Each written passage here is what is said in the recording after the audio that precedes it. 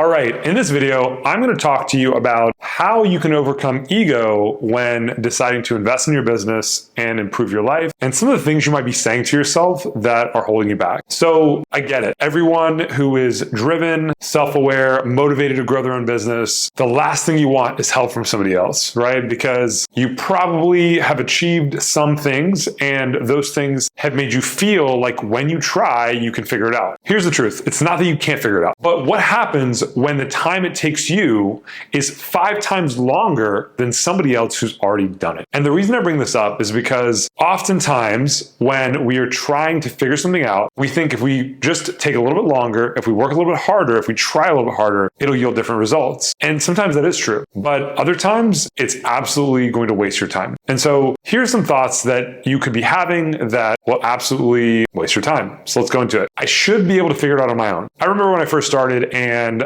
I was seeing different people make money online, become successful. And I realized I was like, oh, they're not much smarter than I am. And I remember being in different mentorships at the time, or more coaching programs, because there wasn't a lot of one-on-one support. But I remember watching different people post in the group and they would share their wins. And I was like, there's no way that person's that much smarter than I am. I would go look at their stuff and I was like, how are they doing it? And so what would happen is I would look at their stuff and I would look at it and be like, oh, I'm nothing like that. I didn't like the way they're communicating, or something just didn't vibe with how I felt about creating a business. And so I go, well, if that's what I have to do, then I don't want to do it, right? I dealt with issues with feeling inauthentic. And so what that means is that you can't just go copy people. And even if you can figure it out on your own or go and model somebody else, a lot of the times you're going to need to develop something unique to your own processes and your own insights. And that is not something you can just go look around the internet for. People can give you some inspiration, but 9 times out of 10, if you don't see it or it's not resonating with you, it's probably something you have to create. Now, it doesn't mean you have to reinvent the wheel, but there's a specific way to pull out your genius and craft messaging that works. And doing it on your own really creates a lot more imposter syndrome than is needed. If you're just guided by the right person who is going to help you extract your genius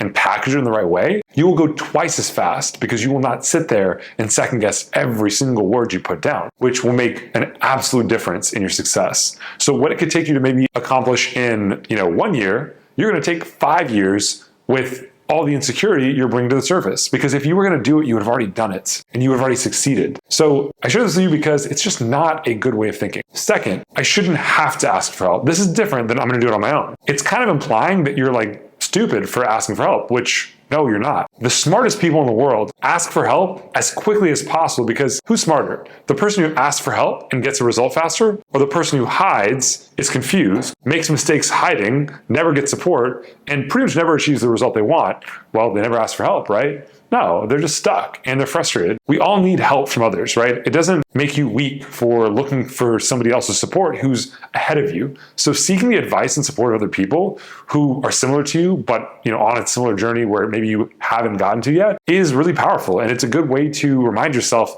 to have some humility, right? The ability to just be like, hey, I don't know what I'm doing, is more powerful than having the ego saying, well, I don't want to ask for help because that's going to make me look bad. Who looks worse over 5 years? The person who's gotten what they wanted, the person who's pretending like they don't want what they actually want. So this is really important. And I'd say above all, just consider time, right? You either have more time than money or more money than time. And even if you're wise, if you don't have more money than time, you definitely can learn to get money and find a way to use it to your advantage if you can think about it the right way. It's kind of like going to school. When it comes to mentorship, you can look at it as an investment in protecting your time, or you can look at it as oh no, well, I'm going to spend money X, Y, Z. Let me ask you this. How many times do you pay for certifications or, different things to make you a better nutrition coach or a personal trainer or health coach? And you never think, well, I better get something from this. You go, well, no, it's just knowledge. I would like to improve my knowledge. When it comes to sales and marketing and mentorship as a whole, it's no different, right? Except for that actually can get you a faster result. And so whether it's helping your clients get better results, whether it's knowing what to do on check-ins, whether it's knowing how to market correctly in a way that's authentic, whether it's knowing how to sell, whether it's knowing how to run paid ads, whether it's knowing how to use LinkedIn properly, there are so many skills that you can utilize that will save you so much more time than trying to do it all on your own and spending hours in confusion. So I hope this helps somebody who is considering getting the help they need and they're just stuck, or maybe they're frustrated. Maybe they've hired coaches in the past, but they never hired a mentor. A mentor is somebody who's going to take the time to understand you and really analyze your situation and truly give you custom support. A coach is typically someone who has packaged their experience in a way that's worked for them that may not be something you can implement. Always consider that as the difference. Hope you guys have a wonderful day, and I'll talk to you soon.